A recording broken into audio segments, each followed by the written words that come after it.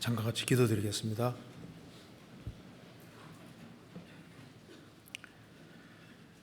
자비로우신 우리 아버지 하나님, 오늘도 저희들을 한자리에 불러 모아주시고 살아계신 하나님 말씀을 배우고 또 주님에 대해서 생각할 수 있는 시간 주신 것을 감사합니다. 이 시간 주 성령께서 함께 해주시고 우리의 마음과 생각을 열어주시옵소서. 우리가 주 안에서 어떻게 행할 것을 알 수 있도록 도와주시옵소서. 계속 진행되고 있는 주기수양에 주님께서 함께 해주시고 역사해 주시옵소서.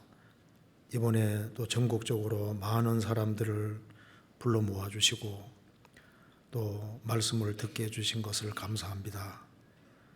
집회 가운데 함께 해주시고 새로 말씀을 듣는 사람 중에 한 사람도 잃어지는 사람이 없도록 자비를 베풀어 주시고 말씀을 듣는 모든 사람들 다 영혼이 구원함 이룰 수 있도록 역사해 주시고 도와주시옵소서. 오늘 이 시간에도 우리에게 필요한 말씀을 주시고 우리의 마음을 일깨워 주시옵소서. 주 안에서 신실한 일꾼들을 많이 일으켜 세워주시고 또 전국적으로 또 세계적으로 주의 귀한 복음을 더 널리 전파할 수 있도록 역사해 주옵소서. 오늘 모든 시종 함께해 주시고 도와주시기를 간절히 의지하오며 우리 구주 예수 그리스도 이름으로 기도하옵나이다. 아멘. 찬양대 찬송이 있겠습니다.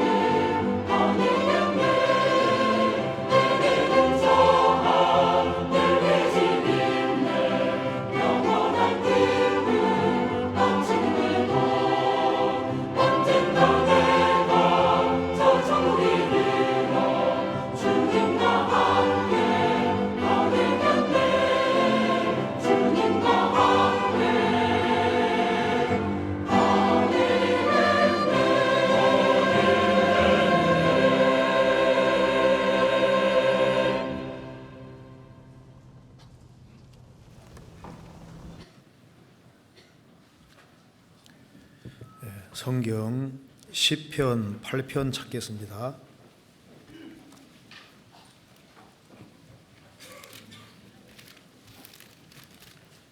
시편 8편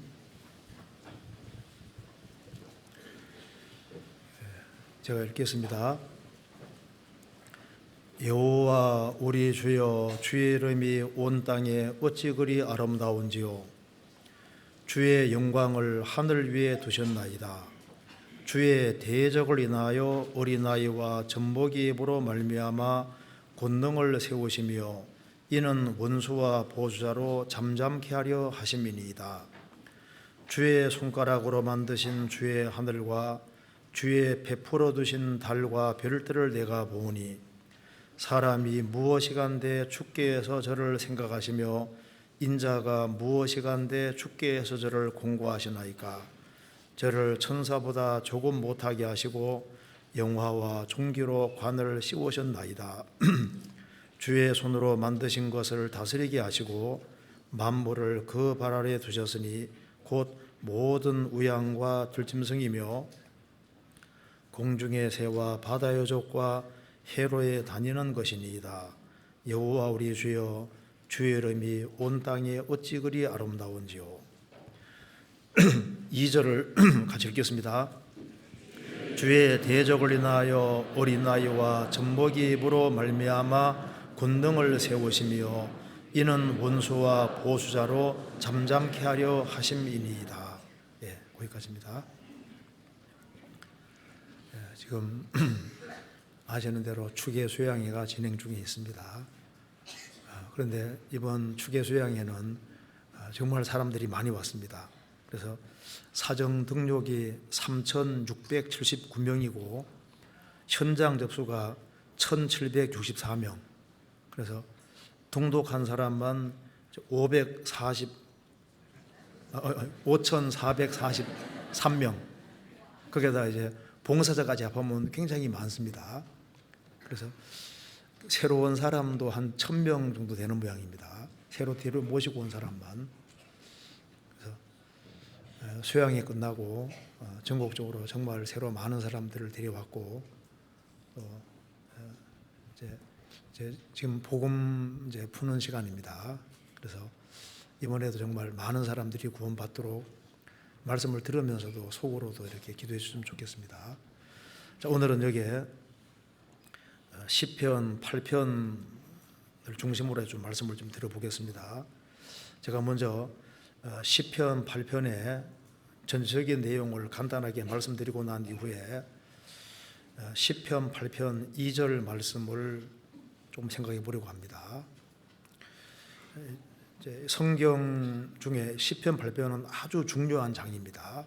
왜냐하면 이 시편 8편 말씀 속에 성경 전체가 압축 요약되어 있고 이 9절이라는 이 짧은 구절 안에 어떻게 성경 전체를 요약할 수 있는 정말 놀라울 따름입니다.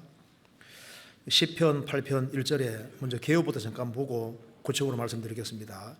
1절에 보시면은 여호와 우리 주여, 주의 이름이 온 땅에 어찌 그리 아름다운지요. 주의 영광을 하늘 위에 두셨나이다. 9절에도 여호와 우리 주여, 주의 이름이 온 땅에 어찌 그리 아름다운지요. 여호와 우리 주여, 주의 이름이 온 땅에 어찌 그리 아름다운지요. 여기에 주의 이름이 누구를 말할까요? 예수를 말하는 겁니다. 예수. 세상에서 가장 아름다운 이름은 예수님입니다. 그리고 여기에 주의 영광을 하늘 위에 두셨나이다. 창조의 영광은 하늘에 있다고 했습니다. 하늘이 하나님의 영광을 선포하고 궁창이 그 손으로 하신 일을 나타내는 도다. 그런데 주의 영광을 하늘 위에 두셨나이다. 하늘보다 더 높은 하늘 위의 영광은 구원의 영광을 말하고 있습니다. 에베소서 4장 10절에 보면은 내리시던 그가 곧 모든 하늘 위에 오르신 자니 하늘 위에 오르신 자라 했습니다. 하늘이 아니라 하늘 위에. 그러니까 하늘보다 높이 올라간 그 영광은 구원의 영광을 말합니다.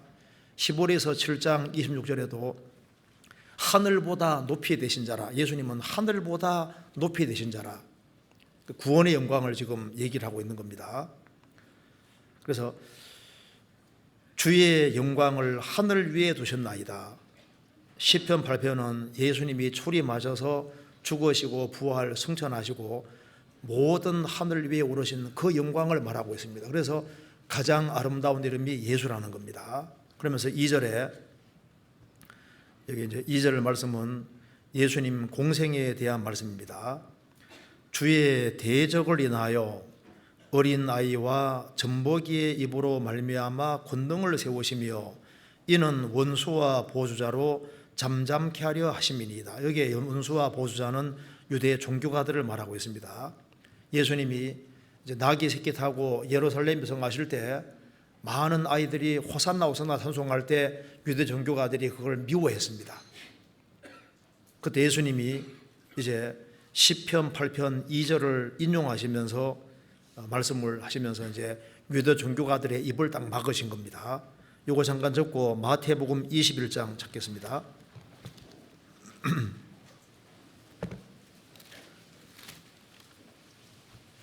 마태복음 21장 15절.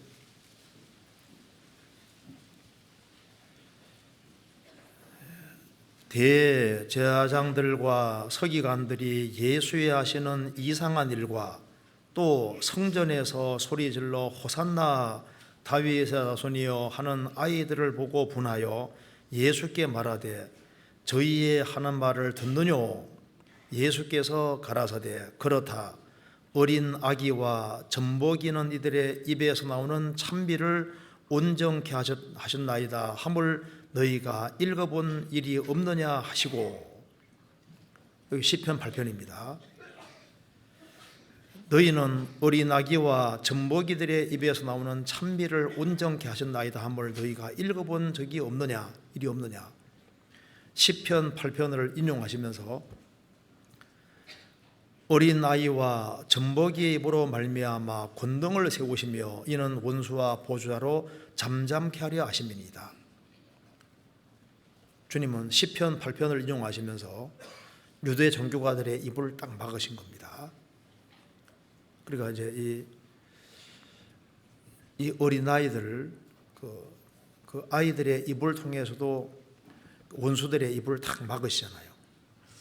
그러니까 이제 꼭 큰 것만 영향을 미치는 것이 아니라 작은 것도 영향을 미칩니다.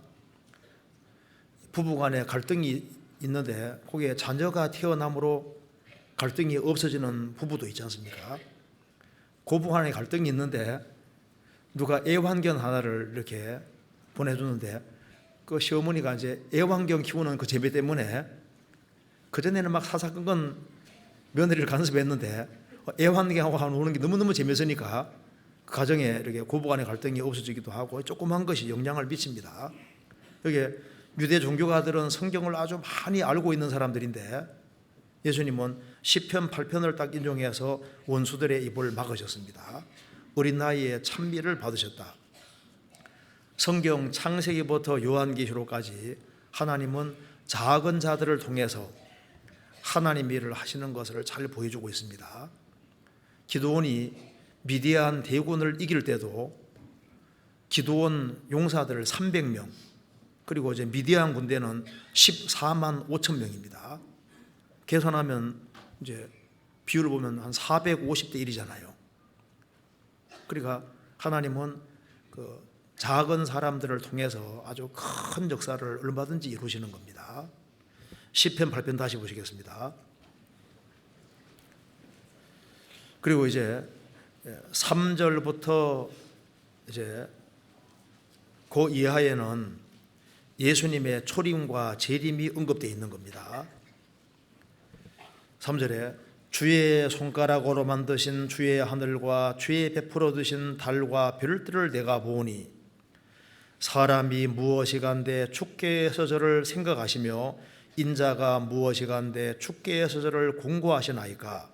저를 천사보다 조금 못하게 하시고 영화와 존귀로 관을 씌우셨나이다.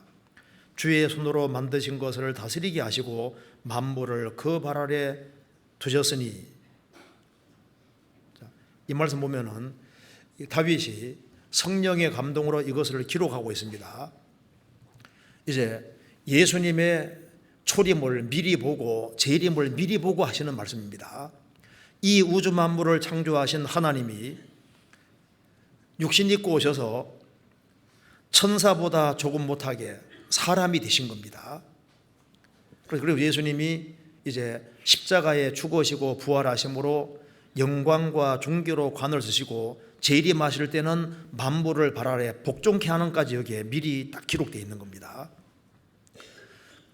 창세기 1장에 보면 하나님이 사람을 창조하시고 아담에게 모든 것을 다스리라고 하신 겁니다. 그런데 아담이 범죄함으로 지배권을, 만물에 대한 지배권을 잃어버린 거예요. 그래서 예수님이 오셔서 아담이 실패한 것을 완전히 회복하셔서 재림하실 때는 만물을 실제로 복종케 하시는 겁니다. 이 시편 8편이 히브리서 2장에 인용이 되어 있는데, 이제 히브리서 기자는 이제 이렇게 얘기를 하고 있습니다. 다윗은 예수님 모시기 1000년 전의 사람인데, 이제 다윗은 예수님의 초림과 재림을 미리 보고 이걸 기록했다는 겁니다. 그런데 히브리서 기자는 우리는 지금 다윗이 이렇게 예언했는데 초림까지, 즉 예수님이 십자가에 죽으시고 부활하심으로 영광과 존귀로 관세신 것까지는 봤는데 아직까지 만물을 복종케 하는 건 아직 보지 못했다. 예수님이 재림하시면은 만물을 복종케 하는 까지 이루어질 것을 말씀하고 있는 겁니다. 이거 잠깐 적고 찾아봅시다. 히브리서 2장.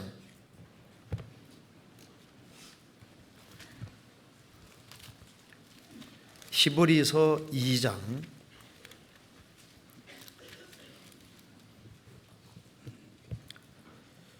5절.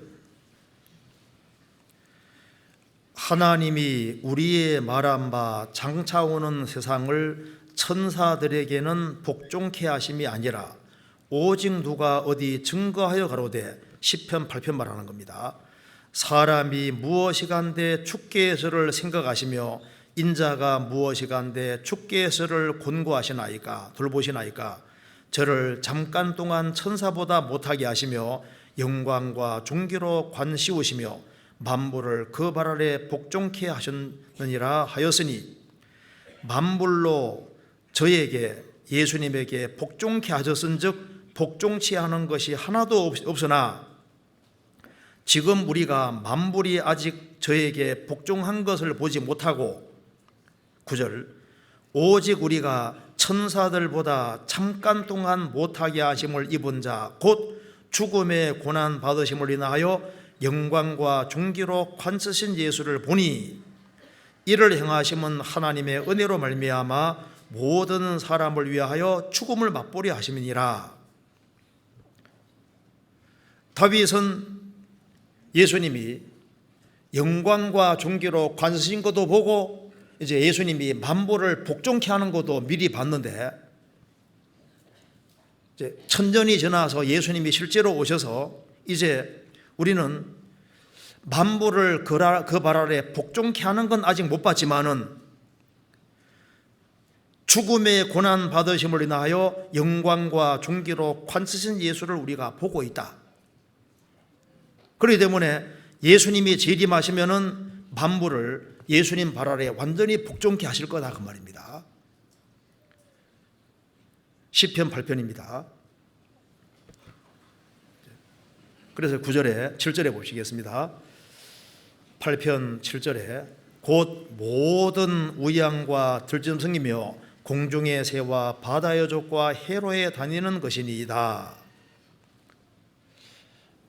예수님 재림하시면 모든 만물이 완전히 예수님 발 아래 복종케 됩니다. 그러면서 공중의 새와 바다의 족과 해로에 다니는 것이니이다. 저는 성경 읽으면서 왜 갑자기 시편 8편에 바다의 어족과 해로에 다니는 것이니 갑자기 왜 해로가 튀어나오냐고 말입니다. 마울이라고 하는 사람이 이제 이 시편 8편 병석에 누워 있을 때 옆에 한 사람이 이제 시편 8편을 쭉 읽는 걸 들으면서 아, 바다에 해로가 있구나 하는 걸 알고 실제로 이제 해로를 발견했습니다. 마울이 때문에 이걸 기록해 놨을까? 그럼 그거보다 여기 해로에 다니는 것이니이다 이 얘기를 한 이유가 있을 겁니다. 하박국서에 보면은 인생들을 가리켜서 바다의 오족 같다고 했습니다. 바다의 오족에게도 하나님이 바다 길을 주시지 않습니까? 물고기들도 바다 길을 따라 다닙니다. 그러면 물고기에게 이 길을 만들어 주신 이유가 물고기 때문에 이걸 기록해 놨을까요? 아닙니다. 물론 그것도 있겠지만은 더 중요한 것은 이제 아담 이래로 인간은 길을 잃어버린 거예요. 그런데 하나님이 만든 지극히 작은 피조물인 어족도 하나님이 정해놓은 바다 길로 다니고 있지 않습니까? 물고기도 자기 길을 따라 다니는데 인생은 길을 잃고 헤매는 겁니다. 여기 예수님의 초림과 재림이 나와 있는데 왜 예수님이 왜 초림하셔야 되냐 그 말입니다. 왜 예수님이 초림하고 재림하는 것이 여기 나와 있을까요? 인생이 길을 잃은 거예요. 예수님이 내가 곧 길이요 진리요 생명이니 나로 말미암지 않고는 아버지가 올 자가 없느니라. 예수님은 인생의 길을 알려주러 오신 분입니다. 그래서 우리 인생 길을 바르게 가기 위해서는 그 예수님이 어떤 분인지를 확실히 알아야 되고, 그리고 이제 이 예수님의 생애를 잘 관찰하고 그 예수님 길을 잘 따라가는 것이 인생의 가장 현명한 길인 걸 우리가 볼 수가 있는 겁니다.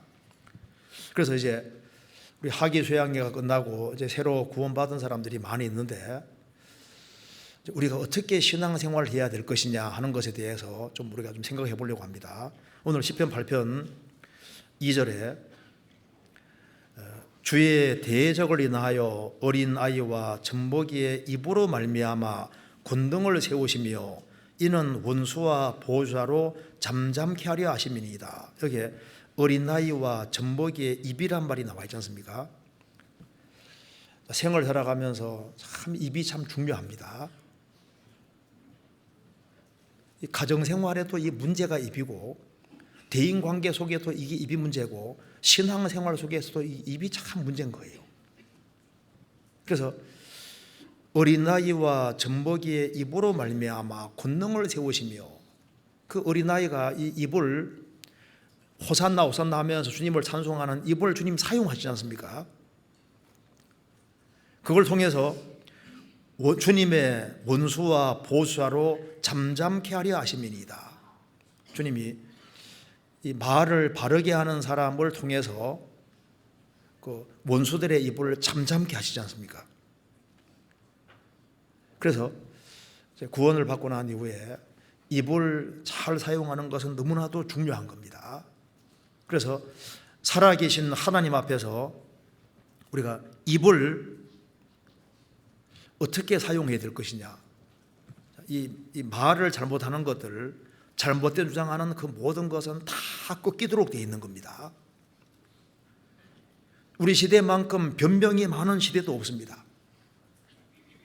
그래서 신앙생활을 잘하기 위해서는 하나님이 말씀하실 때 하나님 말씀이 분명하면은, 주님 뜻이 분명하면 그 말씀 앞에 입을 딱 다무는 게 침묵하는 것이 그게 현명한 길이 되는 겁니다.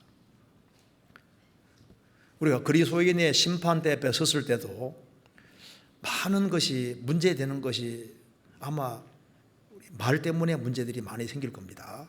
그래서 구원을 받은 것이 확실하면은 우리가 말을 잘못한 말들은 성경에 말한 대로 잠잠케 주님이 입을 딱 막으시잖아요.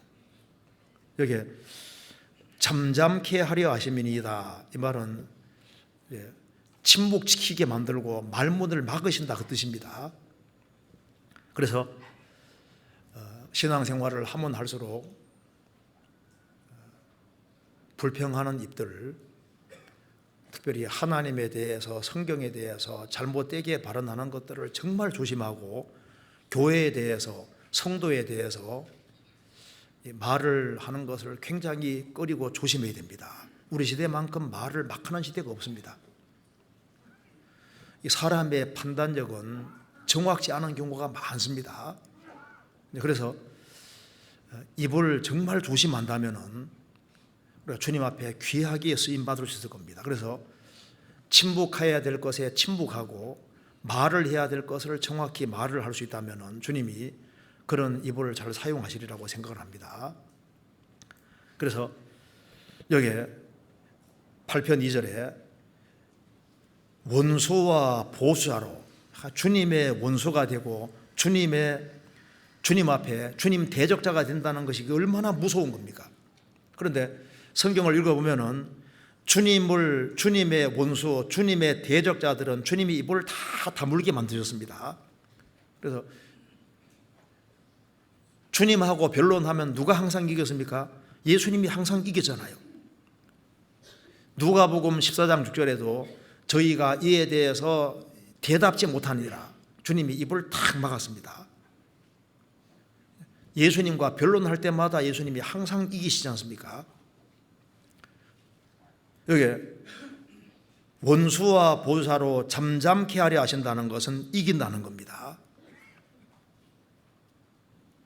주님이 판단받을 때 주님은 항상 이기십니다. 주님을 이길 수는 없지 않습니까? 사무엘상 2장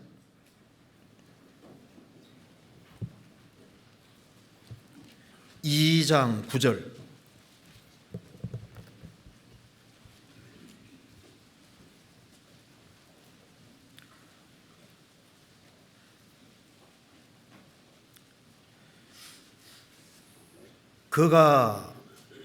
사무엘상 2장 9절 그가 그 거룩한 자들의 발을 지키실 것이요 악인으로 흑암 중에서 잠잠케 하시리니 힘으로는 이길 사람이 없으리로다. 여호와를 대적하는 자는 산산이 깨어질 것이라 하늘 우레로 그들을 치시리로다.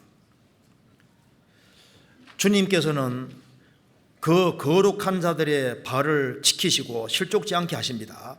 악인으로는 흑암 중에 잠잠케 하시리니 결국은 어떤 주장을 펼치더라도 입을 딱 막으십니다. 힘으로는 이길 사람이 없음이로다. 여호와를 대적하는 자는 산산이 깨어질 것이라 하늘 우레로 그들을 치시리로다. 우리 시대에 하나님에 대해서 성경에 대해서 예수님에 대해서 함부로 말을 찌끄리는 사람들이 있는데 그 사람들이 최후의 심판대 앞에서 어떻게 변명을 할 수 있겠습니까?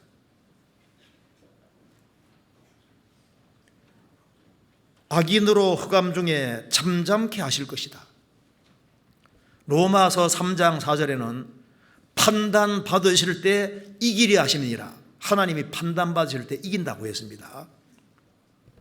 주님과 변론해서 인간이 이길 수 있겠습니까? 못 이겨요. 로마서 3장 4절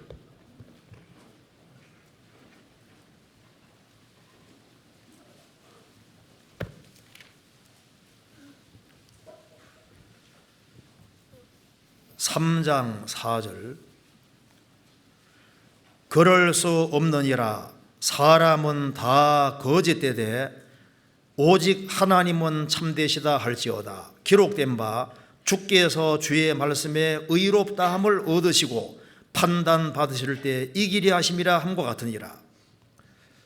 주님은 주님의 말씀에 의롭다함을 얻으시고 이 성경 전체는 진실합니다. 1.1획도 안 떨어지고 다 이루어집니다. 그리고 하나님이 판단받으실 때 이기려 하심이라. 이기죠. 심판대 앞에 서면은 성경이 옳았다는 것이 밝혀지게 될 겁니다. 이제 우리가 말씀을 듣는 가운데 성경이 진리라는 걸 깨닫고 예수님이 진리라는 걸 깨닫고 그 앞에 딱 굴복하고 구원받았다면 이것이 가장 현명한 길을 택한 겁니다.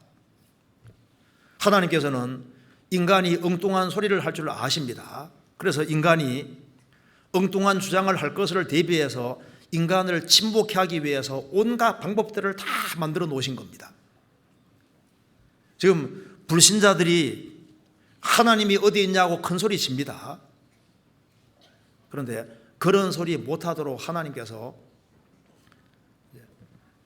이 악인들을 침묵시키기 위한 온갖 방법들을 너무나도 많이 만들어 놓으신 거예요. 그래서 어느 누구도 하나님 몰랐다고 핑계할 수 없습니다.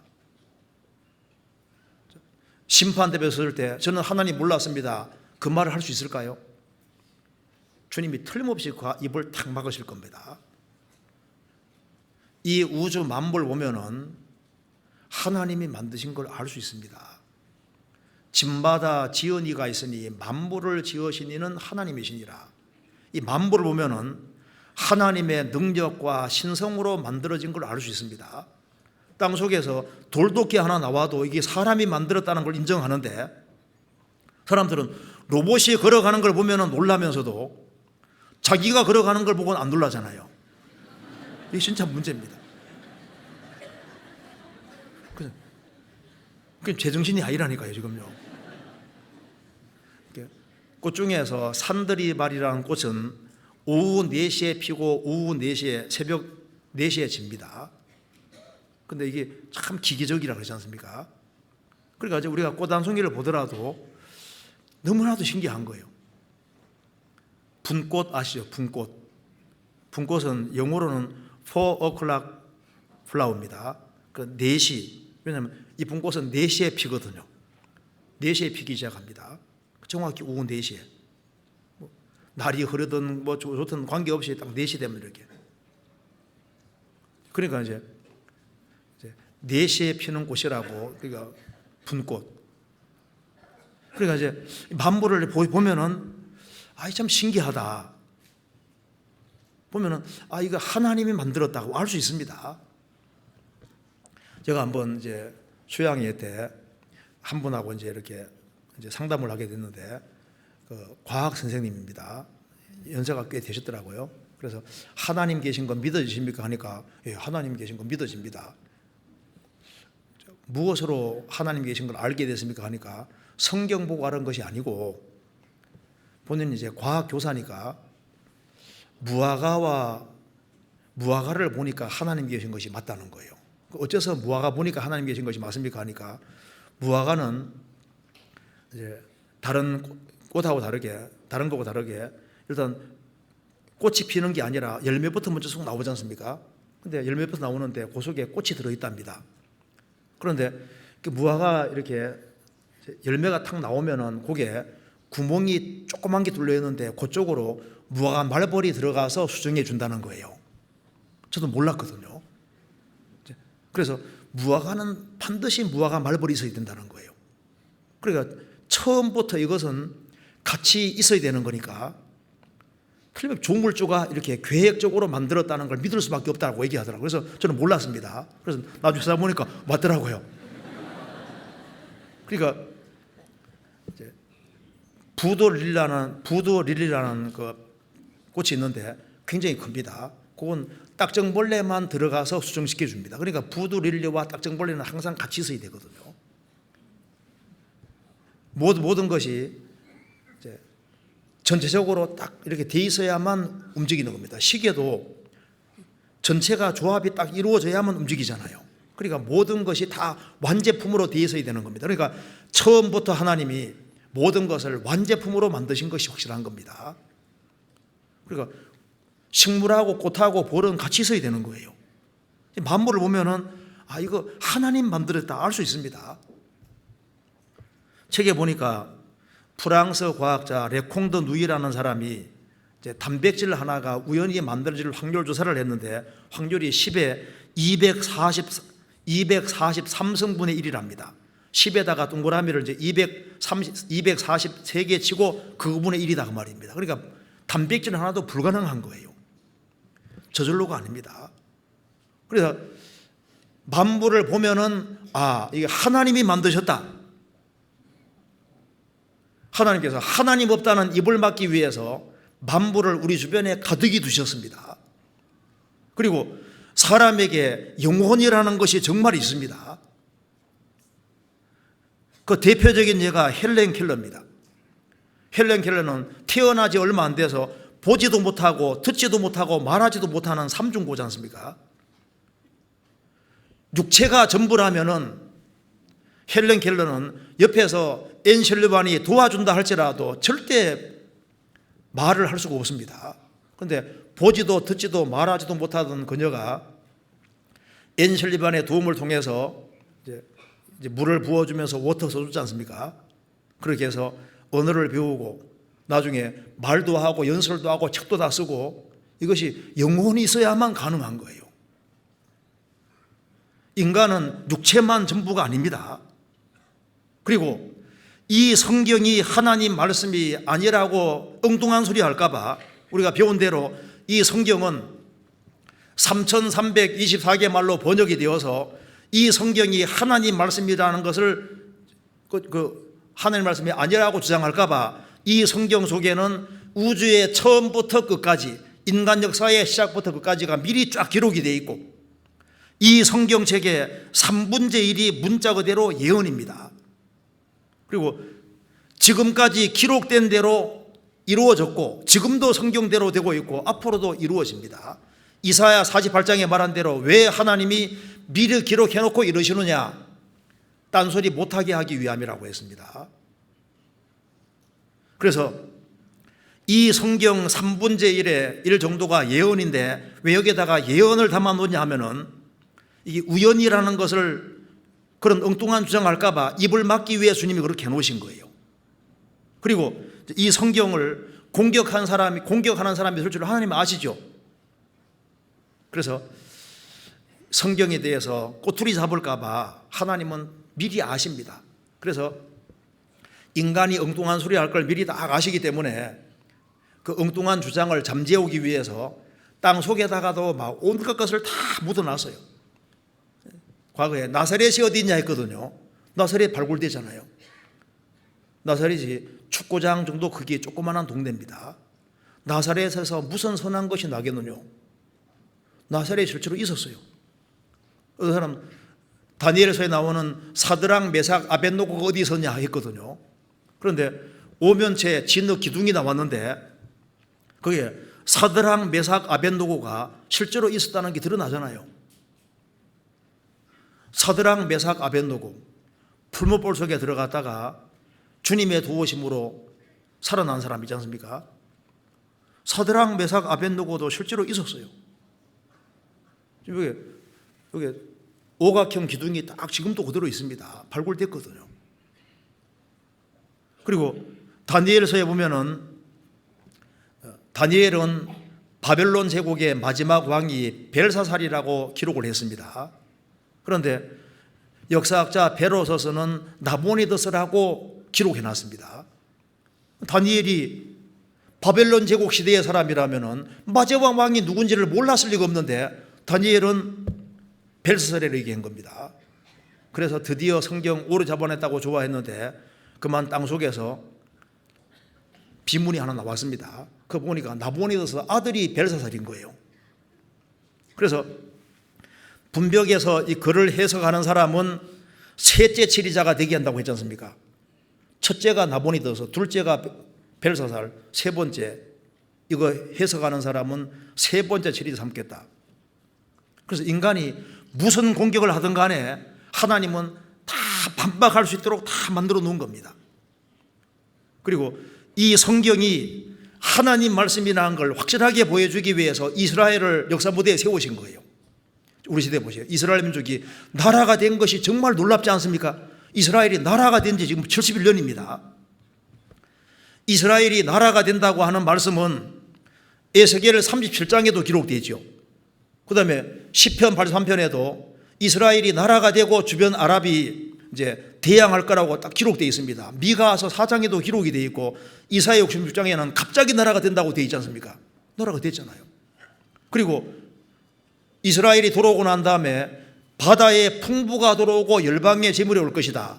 이게 한국에 대한 예언이면 얼마나 좋아요. 이스라엘 앞바다에 석유가 얼마나 많이 매장되어 있습니까?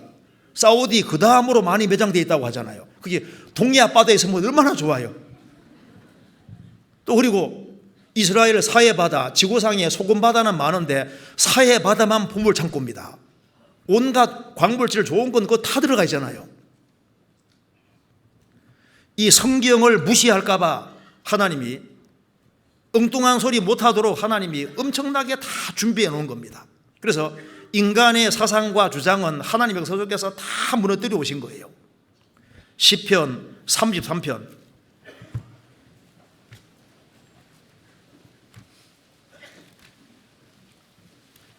시편 33편 9절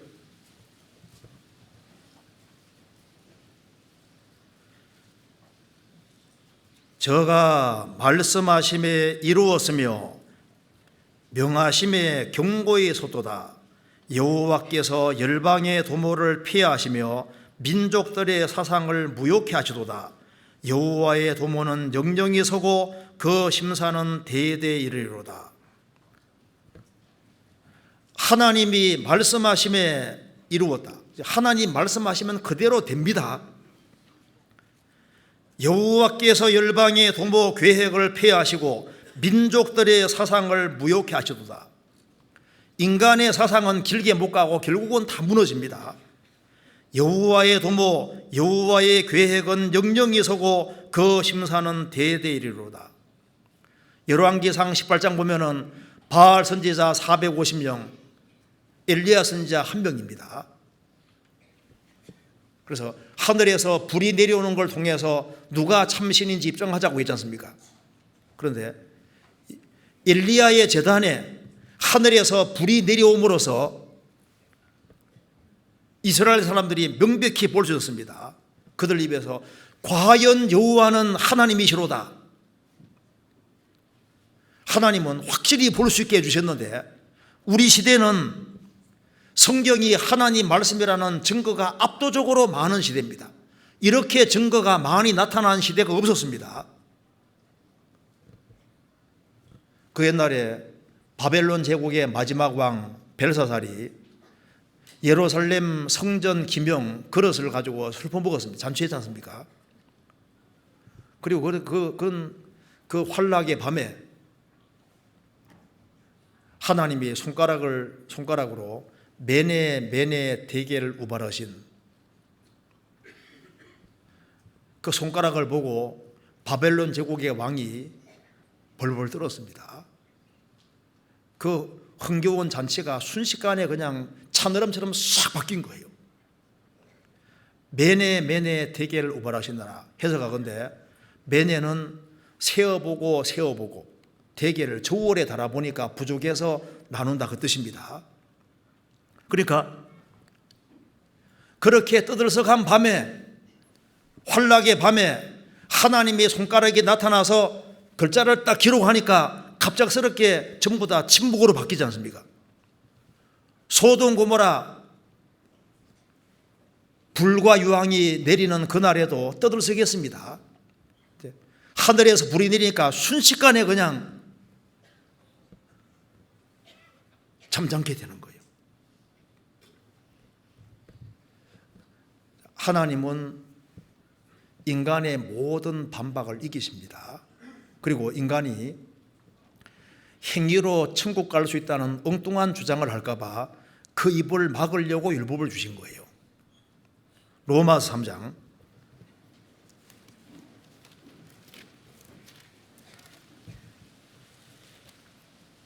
로마서 3장 19절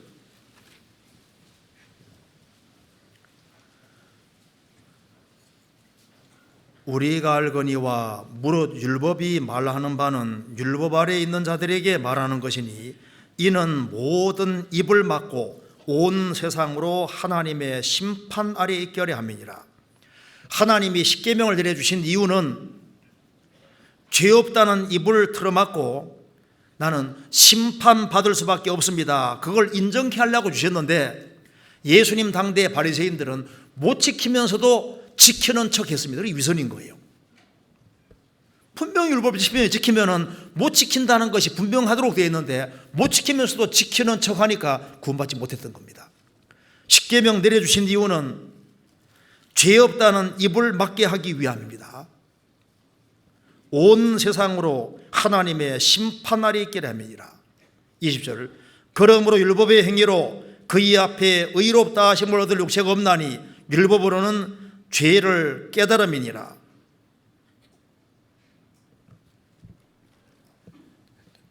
율법을 지켜보면은 못 지킨다는 걸 깨달을 수 있습니다. 십계명의 마지막 그 아홉 번째 계명 거짓 증거하지 말라고 되어 있잖아요.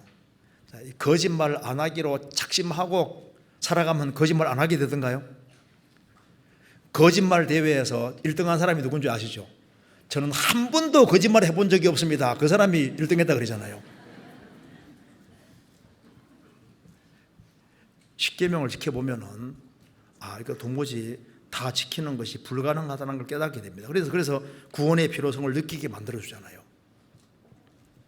왜? 그 엉뚱한 소리 막으려고 십계명을 주신 거예요. 나는 너무 타락했기 때문에 도무지 구원받을 수 없다. 그 엉뚱한 소리 못하게 하려고 십자가 옆에 두 강도, 십자가 지은 게 죄밖에 없는데 십자가에 달린 사람 중에 한 사람이 구원받았지 않습니까? 너가 오늘 나와 함께 낙원에 있으리라. 왜 그걸 기록해놨을까요? 나 같은 인간은 틀렸다. 그런 소리 못하게 막으려고 기록해놓은 것도 있을 겁니다. 인간은 최후까지 소망이 있다는 걸 보여주시는 겁니다. 사람이 구원받지 않고 죽음 건너가면 큰일 납니다. 어떤 변명을 들어놓아도 하나님은 분명히 다 이기십니다. 여기 성경 찾아보겠습니다. 마태복음 22장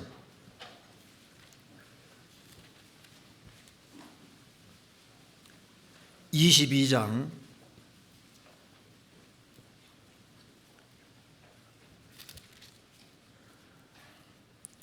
12절 가로되 친구여 어찌하여 예복을 입지 않고 여기에 들어왔느냐 하니 저가 유구무원이오늘 임금이 사환들에게 말하되 그 수족을 결박하여 바깥 어둠에 내어 던지라 거기에 슬피 울며 이를 갈미 있으리라 하니라 청함을 받은 자는 많되 택함을 입은 자는 적으니라.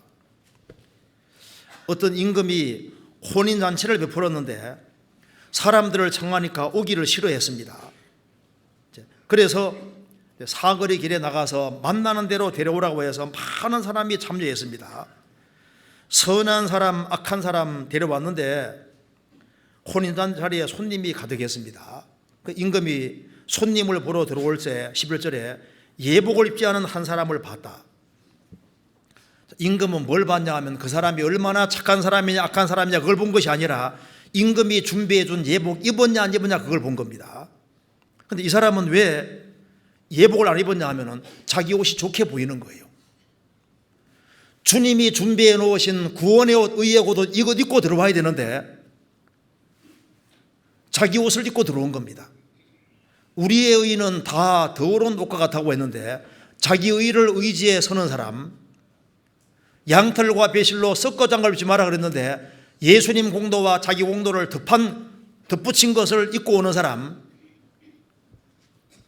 친구에 어찌하여 예복이 입지 않고 왔느냐 하니까 아차 싶은 거예요. 저가 유구무원을 입어버렸는데 할 말이 없는 겁니다. 말씀대로 안 했거든요.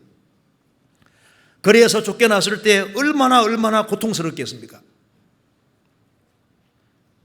주님이 거듭나라 하면 반드시 거듭나야 됩니다. 거듭나라고 명령하셨는데 그걸 어기고 자기 수단 방법대로 자기 주관대로 믿었다가는 이뤄지면 누구 책임으로 돌릴 수 있겠습니까? 마태복음 7장에 그날에 많은 사람이 나더러 이르되 주여 주여 우리가 주의 이름으로 선자 노릇하며 주의 이름으로 많은 귀신 쫓아내며 주의 이름으로 많은 권능을 행치 않았나이까 하리니 그때 내가 저에게 밝히 말하되 불법을 행한 자들아 내게서 떠나가라 하리라. 심판대에 섰을 때 많은 사람들이 우리가 주의 이름으로 선자 노릇하고 주의 이름으로 귀신을 쫓아내고 주의 이름으로 많은 권능을 행치 않았습니까? 예수님께서 내가 너희를 도무지 알지 못하니 불법을 행하는 자들아 내게서 떠나가라 하리라. 주님 앞에 항변하지만은 통하지 않잖아요. 최후의 심판대 앞에 섰을 때 얼마나 무섭겠습니까? 요한계시록 20장에 최후의 심판대 앞에 섰을 때 많은 사람이 얘기를 할 겁니다. 저는 하나님 믿을 수 있는 증거를 하나님이 계신 줄을 몰랐습니다. 꼭 예수를 믿어야 된다니요. 그런 거 몰랐습니다. 별소리 다 할 거 아니에요. 근데 하나님은 절대 억울하지 않게 행한 대로 심판하실 겁니다. 행한 대로 심판해서 이뤄질 때 이게 얼마나 두려운 것이겠습니까? 시편 31편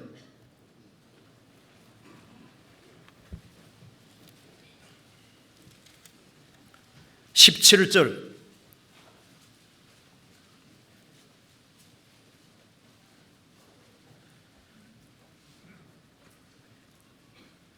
여호와여 내가 주를 불러 싸우니 나로 부끄럽게 마시고 악인을 부끄럽게 하사 음부에서 잠잠케 하소서. 악인을 부끄럽게 하사 음부에서 잠잠케 하소서.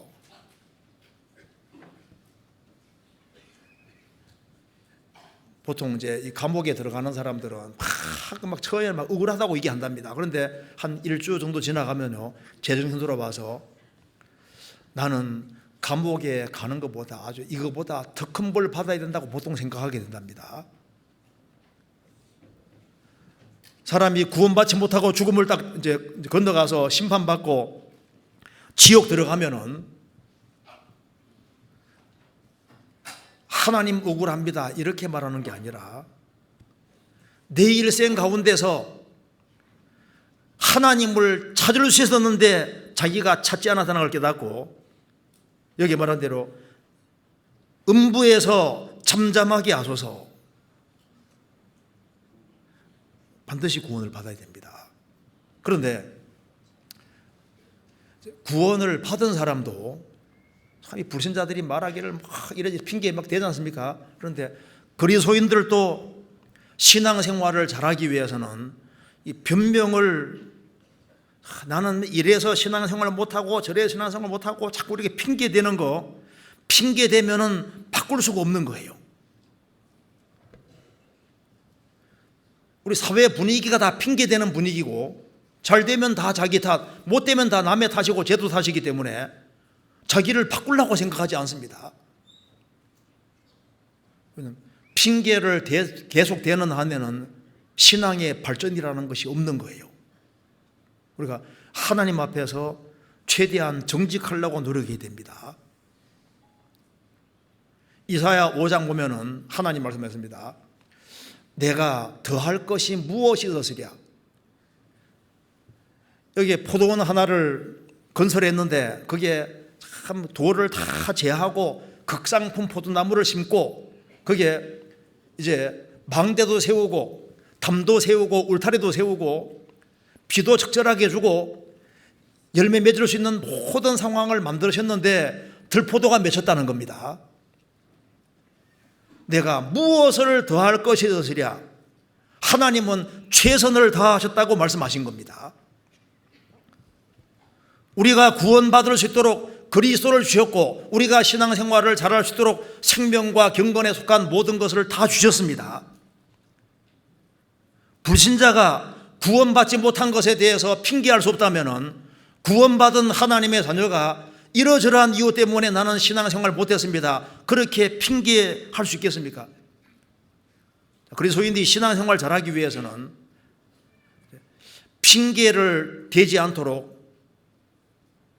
그 핑계에 대해서 입을 딱 막아야 될 겁니다. 그렇지 않으면 신앙 발전이 없는 거예요. 나는 생긴 것이 이런지라 하고 막지 않습니까? 나는 원래 대먹은 게 그래 대먹었으니까 하고 나는 막 욕하는 버릇 못 고쳐요. 못 고치는 겁니까? 안 고치는 겁니까? 안 고치는 거예요. 나는 성질을 이걸 고칠 수 없다. 고칠 수 없는 겁니까? 안 고치는 겁니까? 하루만 성질 안 내면은 통장에 1억이 정확히 들어옵니다. 성질 내요, 안 내요? 안 내지 않습니까? 그러니까 이게 안 되는 게 아니고 안 하는 거다 그 말입니다. 우리가 핑계를 너무 많이 된다니까요. 그래서 그리스도인의 심판대에 섰을 때 금은 보석으로 집을 짓는 사람이 있는가 하면 나무나 풀이나 집을 짓는 사람이 있는데 불이 지나갈 때 금은 보석은 남고 나무나 풀이나 집은 타버릴 거 아니에요. 왜 네 신앙생활이 왜 타버릴까? 핑계대고 변명하고 이제 그렇게 하면은 발전이 없는 겁니다. 하나님과 싸워서 이길 수는 없습니다. 그러니까 우리가 이제 신앙생활을 이제 처음 시작하는 분들을 누구든지 내가 하나님과 싸워서는 못 이긴다. 일단 성경과 싸워서는 못 이긴다. 이거 분명히 할 필요가 있습니다. 어차피 못 이기는 거예요. 성경 전도서 6장입니다.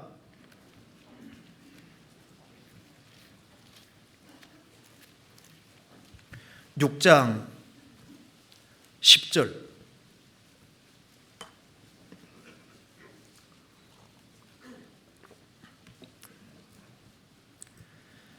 이민은 무엇이든지 오래전부터 그 이름이 칭한 바 되었으며 사람이 무엇인지도 이미 안 바 되었나니 자기보다 강한 자와 능히 다툴 수 없느니라. 역사 속에서 사람이 무엇인지도 이미 안 바 되었다. 그래서 자기보다 강한 자와 능히 다툴 수 없느니라. 하나님과는 다투면 못 이깁니다. 마귀가 지금까지 역사 속에서 하나님을 그렇게 대항했지만 항상 하나님이 이겨오셨습니다. 성경은 역사 무대에 실려졌고 인간의 모든 반대를 무릅쓰고 성경은 항상 이겨왔습니다. 그리고 내 생애를 돌이켜봐도 항상 성경이 이겨왔습니다. 그렇기 때문에 이 성경 앞에, 성경의 판단 앞에 일단 굴복하자, 그렇게 하는 것이 내가 사는 길이 되는 겁니다. 그래서 하나님과는 못 이긴다, 내가 성경과는 이길 수 없다, 이걸 처음부터 확실히 하는 것이 필요합니다.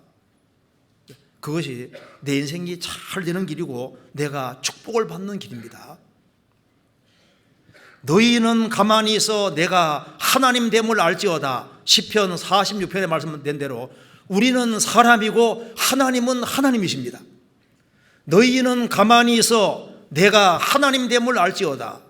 하나님은 항상 하나님이십니다. 신앙생활을 잘하기 위해서는 핑계대는 것을 삼가야 됩니다. 그래서요, 아담 하와가 죄 짓고 난 다음에 아담에게 하나님 물었습니다. 너가 왜 그런 죄를 지었냐 하니까 하나님이 만들어주신 하와 때문에 죄를 지었습니다. 핑계대잖아요. 하와는 네 왜 죄 지었냐 하니까 뱀이 시켰다고. 자기는 속 빠져나가지 않습니까? 빠져나가도 하나님 볼 일이신 것 봐요.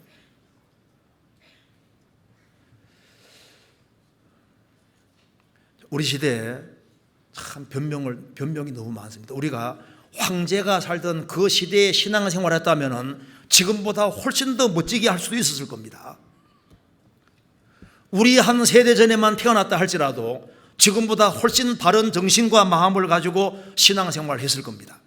지금은 환경 자체가 말을 막 함부로 하는 시대고 다 핑계거리가 많고 변명거리가 그렇게 많아요.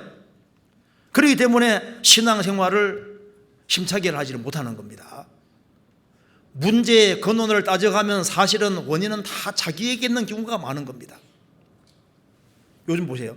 하나님 탓으로 돌리고 사회 탓, 환경 탓, 남의 탓, 부모 탓, 제도 탓으로 돌리는데 자기는 속 빠져나가지 않습니까?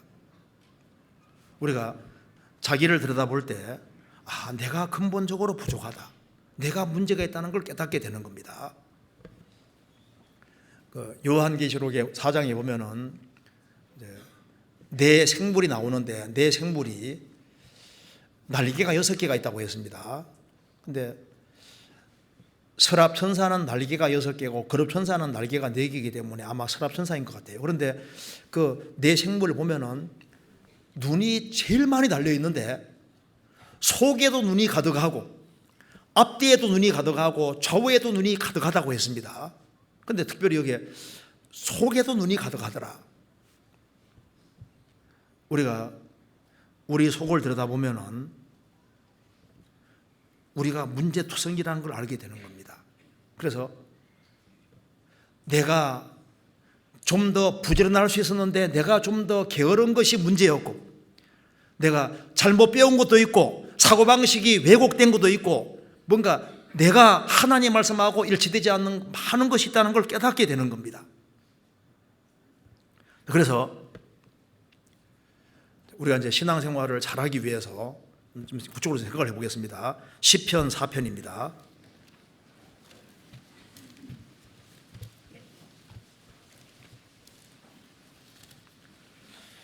시편 4절입니다.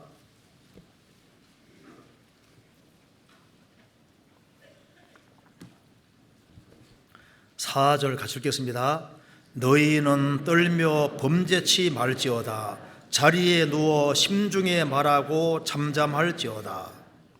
여기 너희는 떨며 범죄치 말지어다. 자리에 누워 심중에 말하고 잠잠할지어다. 하나님이 살아 계시기 때문에 경거망동 그렇게 하게 행동해서는 안 된다는 겁니다. 우리 신앙생활 잘하기 위해서는 마음을 차분히 가라앉혀야 됩니다. 가라앉히고 너희는 떨며 범죄치 말지어다. 자리에 누워 심중에 말하고 잠잠할지어다. 예수 그리스도의 신성을 부인하는 그게 얼마나 큰 죄인지를 사람들이 모르고 있습니다. 예수님에 대해서 잘못된 주장을 하는 책들, 그 파들벌이 얼마나 크겠습니까? 참 역사가들도 보면요, 조그마한 증거 하나 있으면 막 그거 뭐 확실한 사실을 얘기하는데, 예수님의 부활에 대해서는 증거가 얼마나 많이 있는데, 그 옛날 책 속에 지구가 공중에 떠 있다 그거 하나만 나와 있어도 대특별히 될 텐데, 성경은 사실이라는 증거가 얼마나 많은데 성경은 딱 무시하잖아요. 지금 세상이 잘못돼 가고 있는 겁니다. 우리가 살아계신 하나님 앞에서 하나님이 잠잠케 하실 때는 잠잠한 것이 그게 참 죄고 묵묵히 자기 할 일을 찾아서 하는 것이 참 중요한 겁니다. 자, 욥이라는 사람 예를 들면 욥은 그 당대에 정말 하나님을 잘 섬기는 사람입니다. 그런데 어느 날 10명의 자녀가 죽습니다. 한 명이 아니라 10명이 죽어버리잖아요. 그것도 맏형집에서 집이 무너져서 아주 비참하게 죽습니다. 재산 전체가 날아갑니다. 몸 전체가 병이 듭니다. 욥은 막 속에서 이게 이해가 안 되는 거예요. 그래서 속에서 원망하는 마음이 올라옵니다. 그래서 이제 입에 할 말이 그렇게 많은 거예요. 하나님 만나면 내가 좀 얘기를 좀 해야 되겠다고 생각하고 있습니다. 근데 하나님 만났을 때 뭐라 했습니까? 입을 그냥 탁 다물 수밖에 없었습니다. 왜? 하나님은 정말 선하셨다는 걸 정말 깨닫게 되는 겁니다. 할 말이 그렇게 많다고 했는데 막상 하나님이 말씀하시니까 한 말씀도 못하는 거 봐요. 하나님은 실수를 하는 분이 아닙니다. 성경 욥기 7장 찾겠습니다. 7장 11절.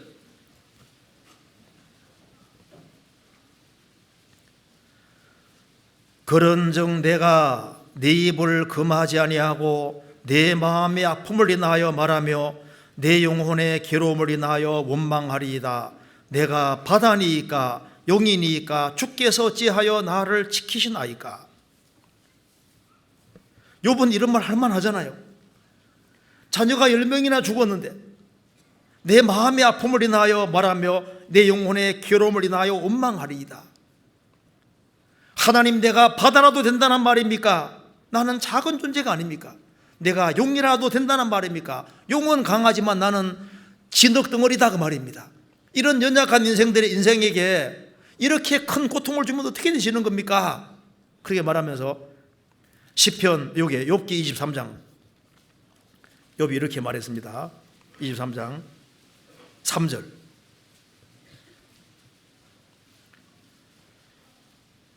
내가 어찌하면 하나님 발견할 곳을 알고 그리하면 그 보좌 앞에 나아가서 그 입에 호소하며 변백할 말을 입에 채우고 내게 대답하시는 말씀을 내가 알고 내게 이르시는 것을 내가 깨달으리라.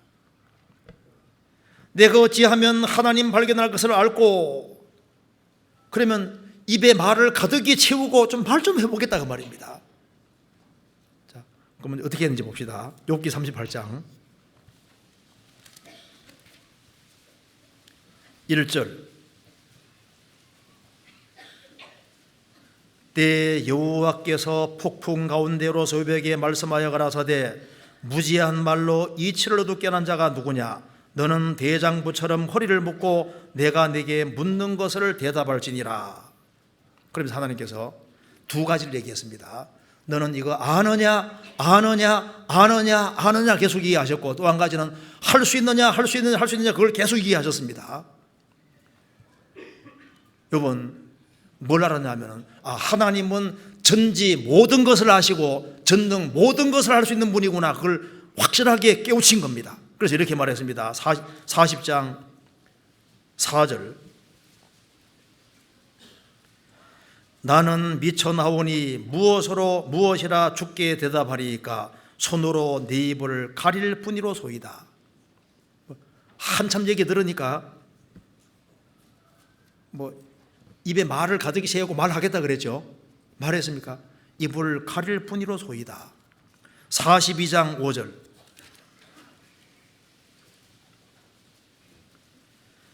내가 주께 대하여 귀로 듣기만 하여sab더니 이제는 눈으로 주를 비옵나이다. 그러므로 내가 스스로 하나하고 티끌과 재 가운데서 회개하나이다. 욥이 이렇게 큰 어려움을 당했지만 하나님은 욥기를 기록하려는 계획을 세우고 계셨던 겁니다. 특별한 인생에 되게 하신 이유는 특별한 인생을 만들려고 계획을 세우고 계셨던 거예요. 예수님은 십자가에 끌려가실 때 도상에 끌려가는 양같이 그 입을 열지 않아주다. 가장 억울한 상황에서도 예수님은 입을 열지 않았습니다. 우리 어떤 경우에 너무 억울한 것이 있을 수 있지 않습니까? 그때 예수님이야말로 정말 억울하다고 말할 수 있는 분인데 도상에 끌려가는 양같이 입을 잠잠히 하신 것처럼 우리도 너무 억울한 상황이 있을 때 그게 입을 잠잠히 할 수 있다면 그건 큰 축복이라고 할 수 있습니다. 시편 39편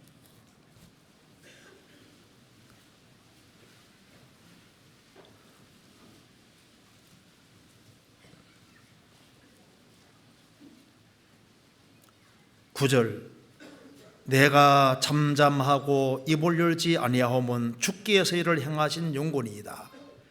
예수님 다윗이 압살롬이 아들이 반역 이렇게 해서 맨발로 도망갈 때 시므이가 비루한 자여 가거라 했지 않습니까? 그 다윗이 그때 꼭 참았습니다. 내가 잠잠하고 입을 열지 아니하오면 주께서 이를 행하신 영혼이이다.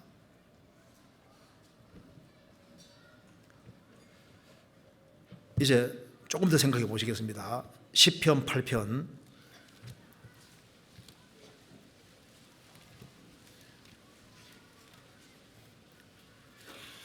시편 8편 2절, 주의 대적을 인하여 어린 나이와 젖먹이의 입으로 말미암아 권능을 세우시며, 어린 나이와 젖먹이 입으로 말미암아 권능을 세우시며. 저는 성경 읽을 때 이게 젖먹이들이 어떻게 찬송하나, 이게 과거에 항상 궁금했습니다. 나중에 알았는데 유대인들은 10살 가까이까지 애에게 젖을 물립니다. 그러니까 젖먹이라고 해서 이렇게 막 응애하는 이런 얘기를 말하는 게 아니라 10살 정도까지 젖을 물리니까 이게 조그만 어린애를 말하는 겁니다. 그러니까 젖먹이는 애가 호산나 찬송하기 그거 좀 이상하잖아요. 그래서 이상하다 했는데 나중에 보니까 그게 젖먹이란 말이 우리 개념하고 조금 달라서 그런 겁니다. 어쨌든 여기 보시면은 주의 대적을 인하여 어린 나이와 젖먹이의 입으로 말미암아 권능을 세우시며. 하나님은 사람을 입을 탁 막으실 때 하나님께서는 이게 지극히 작은 어린 아이들을 통해서도 종교가들의 입을 탁 막으시잖아요.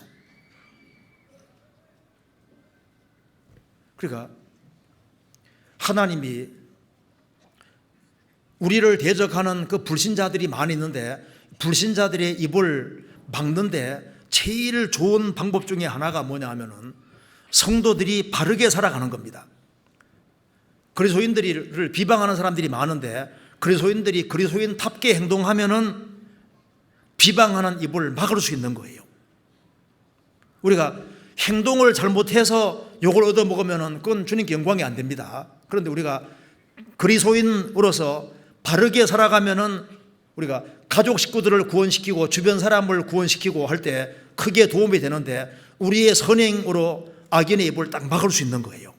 베드로전서 2장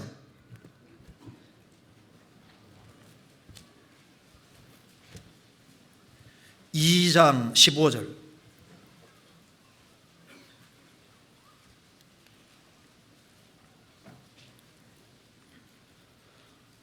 11절부터 제가 읽겠습니다. 사랑하는 자들아, 나그네와 행인 같은 너희를 권하노니 영혼을 거스려 싸우는 육체의 정욕을 제어하라.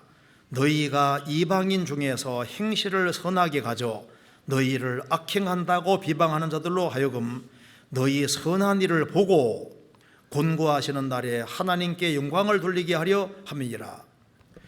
너희가 구원받은 너희가 이방인 중에서 행실을 선하게 가져 너희를 악행한다고 비방하는 자들로 하여금 너희 선한 일을 보고, 우리가 진리 가운데 바르게 행하면은 주님이 곤고하시는 날, 주님이 방문하시는 날, 주님이 간섭하시는 날, 그 사람이 구원받을 수 있는 기회가 주어지게 되는 겁니다. 15절 같이 읽겠습니다. 곧 선행으로 어리석은 사람들의 무식한 말을 막으시는 것이라. 선행으로 어리석은 사람들의 무식한 말을 막으시는 것이라. 그래서 그리스도인들이 바르게 행할 때 말문이 탁 막히게 되는 겁니다. 어린아이들의 입을 통해서 종교가들이 입을 탁 막은 것처럼 그리스도인들이 바르게 행동하는 것이 그 말문을 탁 막게 만드는 게 되는 거예요. 그리고 이제 구원받고 난 다음에 이제 하나님께서는 이제 우리가 이제 입을 조심해야 될 걸 아시기 때문에 우리가 말을 함부로 하는 것을 막도록 성경에서 많이 만들어 놓으셨습니다. 왜 성경에 욥이라는 사람 예를 들어놨을까요? 왜 10명의 자녀가 죽고 재산 다 날아가는 이걸 성경에 기록해 놨을까요? 너희들이 어려움을 당한다 할지라도 하나님이 모르시는 바가 아니다 그 말입니다. 너무 억울하게 생각하지 마라 그 말입니다. 예상치도 못하게 재산 날아갈 수도 있고 갑자기 자녀가 죽을 수도 있는데 그래도 하나님의 신실하심을 믿어야 될 것을 우리에게 보여주시는 겁니다. 나는 배운 것이 없어 나 같은 것이 뭐하겠어 그런 소리 못하도록 하나님께서, 베드로는 어부입니다. 그런데 하나님이 이 베드로라는 어부를 얼마나 귀하게 사용하셨습니까? 디엘 무디는 초등학교 4학년 정도밖에 못 나온 사람인데 불구하고 얼마나 귀하게 사용하셨습니까? 나 같은 것이 뭐해? 그런 말 할 수가 없잖아요. 그리고 이제 나는 뭐 가난해서 헌금도 못한다 그런 소리 못하게 하려고 하나님이 과부가 두렙돈 집어넣은 걸 제일 많이 집어넣었다고 해놓은 겁니다. 과부가 두렙돈 집어넣었는데 그게 1,000원도 안 되는 돈인 거예요. 주님이 제일 많이 집어넣었다고 했습니다.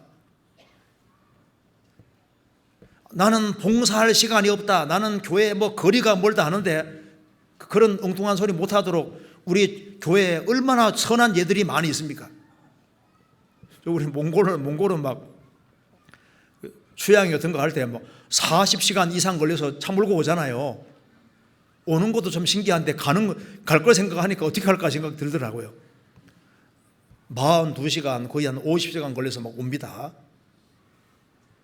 며칠씩 걸려서 오는 사람도 있고 또 해외에는 아주 멀리서도 이렇게 왔다 갔다 하고 하는데 어떤 사람은 막 몸이 아픈데 암이 걸린 상태에도 막 그 먼 거리를 왔다 갔다 합니다. 우리가 조금 눈을 넓히면은 우리가 많은 핑계를 대고 있다는 걸 알 수 있습니다. 나는 봉사할 시간이 없다. 정말 봉사할 시간이 없는 것일까?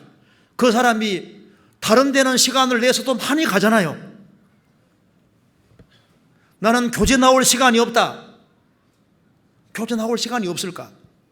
근데 결혼식에는 중요 결혼식은 꼭 가거든요. 멀리도 가거든요. 그러니까 우리가 생각보다 핑계를 많이 대고 있다. 뭐 전도할 시간이 없다든가 이게 다 핑계대로 되는 겁니다. 그런 경우가 많이 있습니다. 그리고 여기에 어린 나이에 입을 통해서 그 종교가들이 입을 탁 막았잖아요. 여기 왜 어린 나이와 젖먹이 입으로 말미암아 이걸 왜 기록해 놨을까요? 어린 나이들이라도 종교가를 이길 수 있습니다. 아이가 어릴지라도 성경을 잘 익히고 붙잡으면은 어른도 이길 수 있다니까요. 지금 봐요. 지금 세상에서 학문이 제일 발달한 시대고 정보 홍수 시대입니다. 이 많은 정보를 우리가 어떻게 이길 수 있겠습니까? 젖먹이 입으로 말미암은 그 입의 말로 종교가들도 이기고 있는데, 종교가들은 그 당대 최고 많이 배운 사람들입니다. 우리가 성경에 의지하면은 그게 가장 지혜로운 사람이 되는 거예요. 진화론 학자들이 100명 있다 할지라도 초등학교 1학년 학생이 창세기 1장을 외우면은 누가 이깁니까? 초등학교 1학년생이 이깁니다. 창조됐다고 주장하는 것이 이기는 거예요. 죽음으로 끝난다 그렇게 말해도 한 번 죽는 것은 사람에게 정하신 것이요 그 후에는 심판이 있으리니 그 말이 이긴다니까요. 어린 나이도 이길 수 있습니다. 요한복음 9장에 날 때부터 소경된 사람 예수님에 의해서 고침을 받았습니다.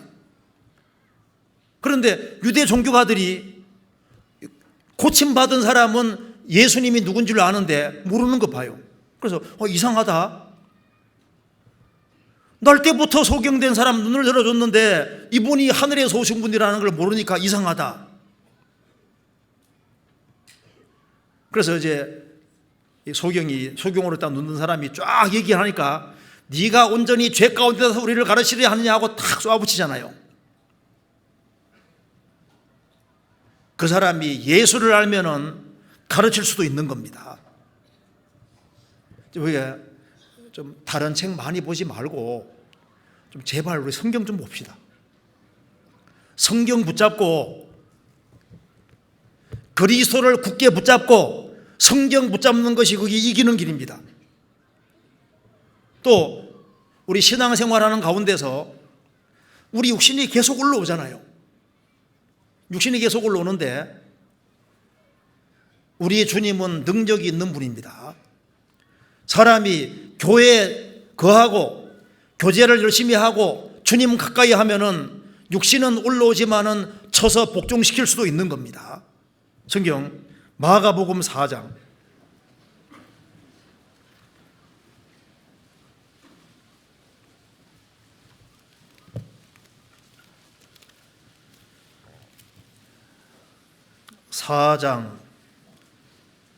39절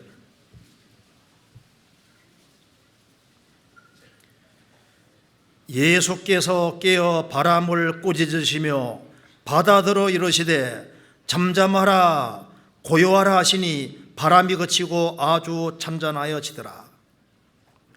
예수님 말 한마디에 바람이 잠잠하고 바다가 고요하게 잔잔하게 바뀌었습니다. 잠잠하라 고요하라 하시니 바람이 그치고 아주 잔잔해지더라. 우리의 육체의 소욕이 계속 올라옵니다. 바람과 바다를 잠잠하게 할 수 있는 그 능력 가지신 주님이 우리 가운데 계십니다. 그래서 루벤은 장자였습니다. 야곱의 장자였는데 그는 자신 통제를 못했습니다. 창세기 49장에 말한 대로 너는 물의 끓음 같았다. 육신이 부글부글 끓는데 그걸 통제를 못해서 아비의 침상에 올랐습니다. 젊은 시절에 육신이 막 부글부글 끓고 올라오는데 이걸 어떻게 할 거냐 그 말입니다. 주님은 잠잠케 할 수 있습니다. 시므온과 레위는 혈기가 있습니다. 사람을 죽였습니다. 주님께 도움을 간절히 구했으면은 그 혈기도 죽일 수 있었을 겁니다. 주님은 자연만 정복할 수 있는 능력이 있는 게 아니라 인생을 다스릴 수 있는 능력이 있습니다. 요셉은 육신이 그렇게 올라왔지만은 잘 통제를 할 수 있었습니다. 우리 시대의 젊은이들이 교회에서 거의 없어져 갑니다. 우리 교회에는 젊은 사람들이 많잖아요. 왜냐하면 우리 가운데 주님이 함께 하시고 성령께서 역사하시고 그래서 주님이 능력을 행사하시기 때문에 자신을 통제할 수 있게 되는 겁니다. 여기 말한 대로 잠잠하라 고요하라 하시니 바람이 그치고 아주 잔잔해지더라. 우리의 입술도 잠잠게 될 수 있습니다. 주님은 우리 입술을 제어할 수 있는 능력이 있으신 분입니다. 그리고 주님께 간절히 구하면은 주님이 안전장치를 만들어 놓으셔요. 베드로는 성급한 성격이 있는 사람입니다.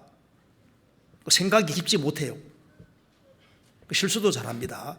그렇지만 베드로는 정말 주님을 사랑했습니다.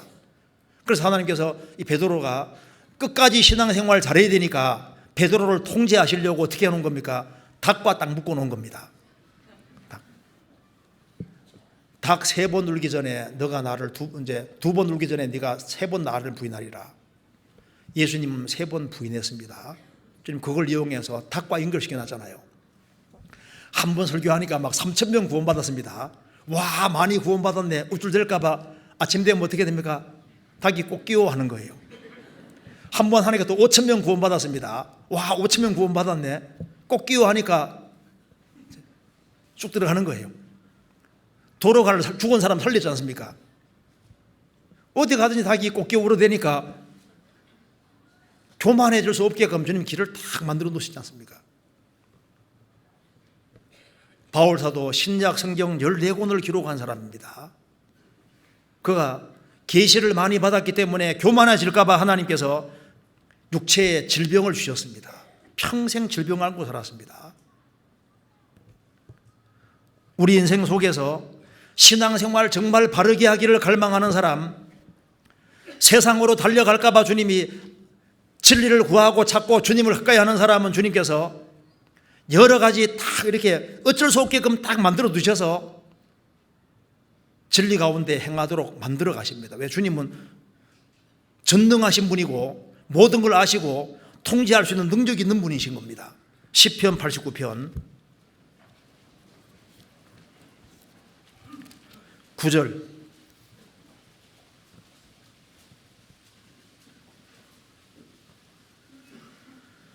주께서 같이 읽겠습니다. 9절입니다. 주께서 바다의 흉흉함을 다스리시며 그 파도가 일어날 때 평정케 하시나이다. 주께서는 바다의 흉흉함을 다스리시며 그 파도가 일어날 때 평정케 하시나이다. 그것처럼 그리스도인으로 살다 보면은 갈등의 바다 속에서 온갖 갈등들이 막 마음에 올라올 수 있지 않습니까? 여기 바다의 흉흉함을 다스린다는 말씀대로 파도가 일어나는 것처럼 생을 살아가는 가운데 많은 갈등의 바다 속에서 갈등 느낄 수도 있습니다. 때로는 혼돈의 바다, 때로는 시련의 바다. 그런데 주님은 그걸 평정케 할 수 있습니다. 우리 인생의 어두운 밤에 참 갈등과 고통에 시달리는데 주님이 간섭해 주시면은 그것이 잠잠게 되는 겁니다. 너무 우울한 밤을 지새울 수도 있습니다. 너무 분이 가득할 수도 있습니다. 큰 고통이 있을 수도 있고 눈물이 흐를 수도 있지만은 주님은 그걸 다 잠재울 수 있습니다. 왜? 주님은 능력이 있으시거든요. 교회 생활하는 데서 꼭 알아야 될 것이 입을 잘 통제하는 겁니다. 하박국서 스가랴서부터 먼저 보시겠습니다. 스가랴서 2장. 스가랴서 2장 13절. 2장 13절. 무릇 혈기 있는 자들이 여호와 앞에서 잠잠할 것은 여호와께서 그 성소에서 일어나심이니라 하라 하더라. 무릇 혈기 있는 자들은, 육체를 가진 자들은 여호와 앞에서 잠잠할 것은, 이게 바른 태도입니다. 여호와께서 그 성소에서 일어나시니라. 하박국서 2장 20절, 1304페이지입니다. 2장 20절 같이 읽겠습니다. 오직 여호와는 그 성전에 계시니 온 천하는 그 앞에서 잠잠할지니라. 오직 여호와는 그 성전에 계시니 온 천하는 그 앞에서 잠잠할지니라. 그래서 입을 조심하는 것이 현명한 겁니다. 그래서 우리가 형제자매들에 대해서 얘기를 하는 것, 교회에 대해서 얘기를 하는 것들, 성경에 대해서 얘기를 하는 것들, 그런 것들을 굉장히 조심해야 됩니다. 예수님이 초림하실 때는 너무나도 초라하게 오셔서 예수님에 대해서 많은 말을 했는데, 안 좋은 말도 많이 했는데, 예수님이 재림하시는 그날에는 입을 다 봉하게 될 거라고 말씀하신 겁니다. 그럴 바에는 지금부터 봉하는 것이 좋은 거예요. 그렇죠? 그럼 찾아보시겠습니다. 이사야 52장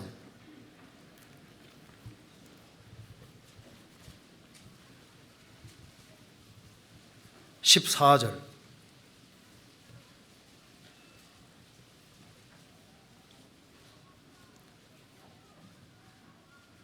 이왕에는 그 얼굴이 타인보다 상하였고 그 모양이 인생보다 상하였으므로 무리가 그를 보고 놀랐거니와 후에는 그가 열방을 놀랄 것이며 열방은 그를 인하여 입을 봉하리니 이는 그들이 아직 전파되지 않은 것을 볼 것이요 아직 듣지 못한 것을 깨달을 것임이라 하시니라. 초림하실 때는 너무나도 초라한 모습으로 오셨기 때문에 놀란 겁니다. 예수님이 재림하실 때는 그가 열방을 놀랄 것이며 열방은 그를 인하여 입을 봉할 것이다. 볼지어다 구름을 타고 오시리라. 각인의 눈이 그를 보겠고 그를 찌른 자들도 볼 터요 땅에 있는 모든 족속이 그를 인하여 애곡하리니 그러하리라. 아멘. 예수님이 재림하실 때 얼마나 충격을 받겠습니까? 이제 주님이 지금은 잠잠해 계시지만은 심판대 앞에 서면은 잠잠치 않으십니다. 시편 50편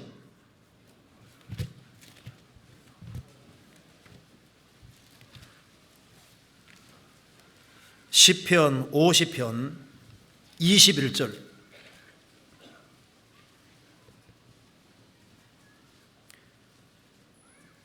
내가 이 일을 행하여도 내가 잠잠하였더니 내가 나를 너와 같은 줄로 생각하였도다. 그러나 내가 너를 책망하여 내 죄를 내 목전에 차례로 베풀리라 하시는도다. 지금은 하나님이 잠잠해 계시니까 사람들이 하나님이 사람 같은 줄 알고 막 함부로 행동하는데 잠시 후에 주님은 잠잠치 아니하십니다. 여기 50장 3절. 우리 하나님이 임하사 잠잠치 아니하시니 그 앞에는 불이 삼키고 그 사방에는 광풍이 불리로다. 50편에 잠잠한 것에 대해서 두 구절이 나와 있죠. 주님 재림하시면은 잠잠치 아니하시니 그 앞에는 불이 삼키고 그 사방에는 광풍이 불리로다. 이게 얼마나 무서운 말입니까? 그리고 성도들도 구원받은 사람들도 주님 오시는 그날 입을 다 봉하게 될 겁니다. 불평하고 원망한 것에 대해서 부끄러워할 겁니다. 우리 인생 살아가는 가운데 하나님 왜 내게 이런 일이 있어야 되는 겁니까? 왜 꼭 이렇게 해야 되는 겁니까? 왜라는 의혹이 많이 있는데 주님 앞에 서게 되면은 모든 해답이 다 드러나게 됩니다. 우리가 이제는 부분적으로 알지만은 주님 오시는 그날 주께서 나를 아심까지 내가 온전히 알리라. 그때 우리가 말을 함부로 한 것들 그 모든 것을 후회하지 않겠습니까? 주님에 대해서 원망하는 마음을 가졌던 걸 후회하지 않겠습니까? 왜 내 인생에 꼭 왜 이런 일이 있어야 되는 겁니까? 하는 그 모든 것에 대해서 주님의 의문을 다 풀어주실 때 주님은 에벤네셀입니다. 에벤네셀은 도움의 돌입니다. 이제까지 도우셨다.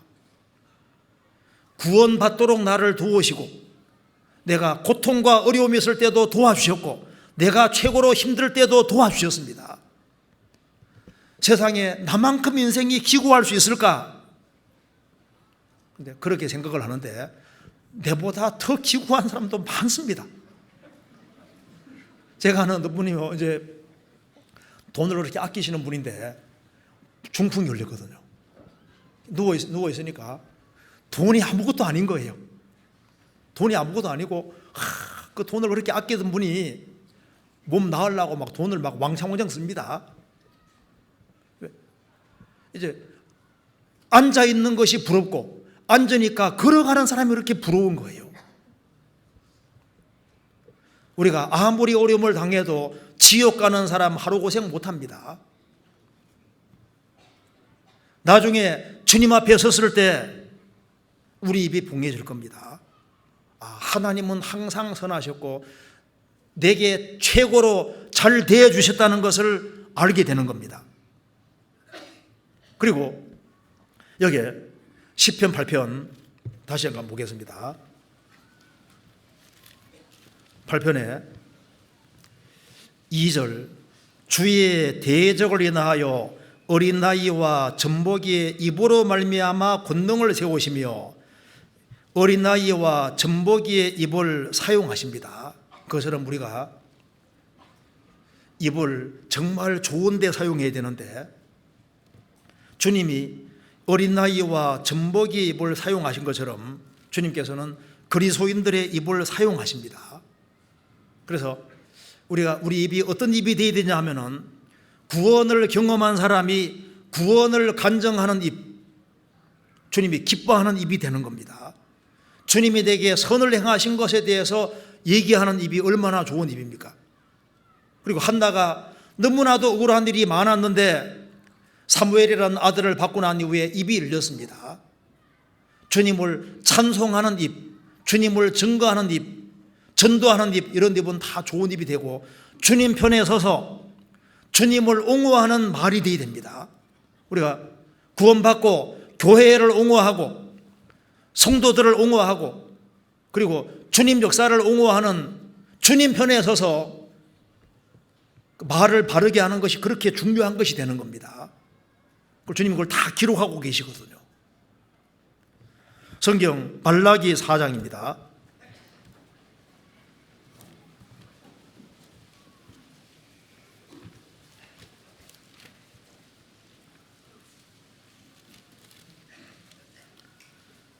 (4장) 16절 3장 16절 같이 읽겠습니다. 그때 여호와를 경외하는 자들이 피차에 말하며 여호와께서 그것을 분명히 들으시고 여호와를 경외하는 자와 그 이름을 존중히 생각하는 자를 위하여 여호와 앞에 있는 기념책에 기록하셨느니라.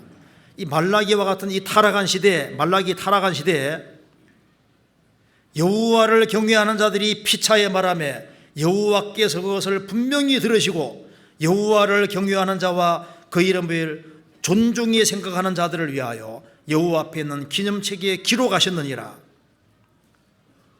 그리스도인들은 주님의 공로를 말하는 이 입술을 주님이 정말 귀하게 보시는 거예요. 시편 40편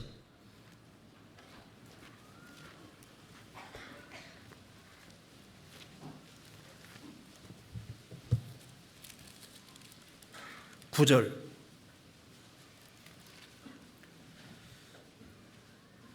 내가 대회 중에서 의의 기쁜 소식을 전하였나이다. 여호와여 내가 내 입술을 닫지 아니할 줄을 주께서 아시나이다. 내가 주의 의를 내 심중에 숨기지 아니하고 주의 성실과 구원을 선포하였으며 내가 주의 인자와 진리를 대회 중에서 은이치 아니하였나이다. 구원을 경험한 사람은 의의 기쁜 소식을 전할 수밖에 없는 겁니다. 그리스도인이 죄를 지으면 입이 딱 닫힙니다. 그런데 그리스도인들이 이제 진리 가운데 바르게 행할 때는 할 말이 많이 있는 거예요. 시편 137편에 버드나무가 나오는데 버드나무에 수금을 걸었다는 말이 나와 있습니다. 이스라엘에서 버드나무는 슬픔을 가르칩니다. 버드나무 생긴 거 이렇게 생긴 것이 좀 슬프게 생겼잖아요. 버드나무 슬픔을 가르칩니다. 그래서 이스라엘이 바벨론 포로 잡혀 갔을 때는 노래가 끊어진 거예요. 그런데 이스라엘 땅에 돌아올 때 그들에게는 기쁨이 가득 차서 할 말이 많았던 거예요. 우리가 바르게 행할 때 우리는 할 말이 있는 겁니다. 우리는 성경 예언이 성취되어 가는 걸 보기 때문에 세상 사람들에게 할 말이 있습니다.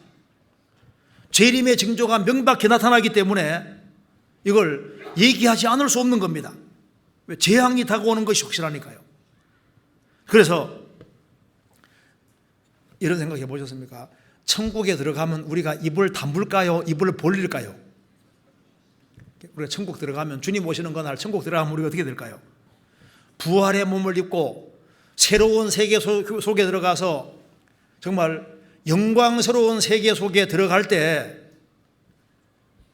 우리 고생과 수고를 다 잊고 우리가 입을 크게 벌리게 될 겁니다. 그래서 왜 요한계시록 보면은 천국 들어가서 찬송을 그렇게 많이 할까요? 우리 입이 아주 활짝 열릴 겁니다. 천국은 찬송으로 가득하게 되는 거예요. 우리는 조그만한 수고를 했는데 그 수고에 대해서 갚아주는 것이 얼마나 큰지 상상만 해도 정말 이건 너무 영광스러운 겁니다. 그리고 오늘 간단하게 성경 배운 대로 어린 나이와 젖먹이의 입을 주님이 사용하셨는데 유대 종교가들은 그 입이 주님을 배적하는 입이지 않습니까? 구원을 안 받은 사람도 입을 조심해야 됩니다. 그리고 구원받은 우리는 하나님과 성경과 예수님에 대해서 이해가 안 된다 할지라도 하나님은 항상 정의롭고 의롭고 선하다는 걸 항상 믿어야 됩니다. 그게 현명한 거예요. 그리고 언제든지 어느 때에든지 하나님 편에 서고 성경 편에 서야 되는 겁니다. 우리는 주의 것이 됐고 우리는 그리스도인이고 잠시 후에 주님을 만나야 될 사람이기 때문에 나는 주님 편에 서 있었다.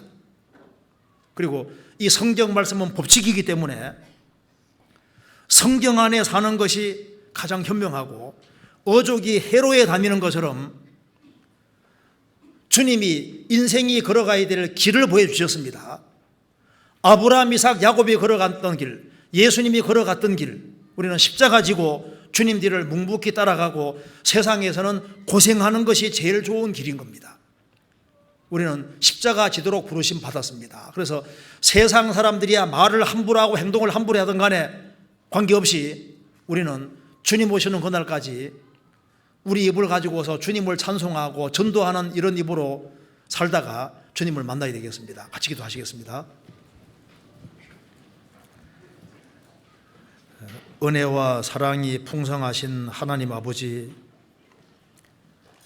우리를 위해서 예수 그리스도를 보내주신 것을 감사합니다.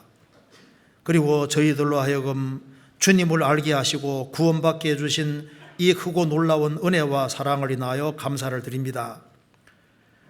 저희들이 주님 보배로운 피로 구원받은 사람들로서 우리의 입을 잘 제어할 수 있도록 도와주시고 입을 바르게 사용하여 입술을 바르게 사용하여 하나님께 영광과 찬송을 돌릴 수 있도록 도와주시고 우리의 입이 영혼을 건지는 입, 주님을 영광스럽게 하는 입이 될 수 있도록 도와주옵소서.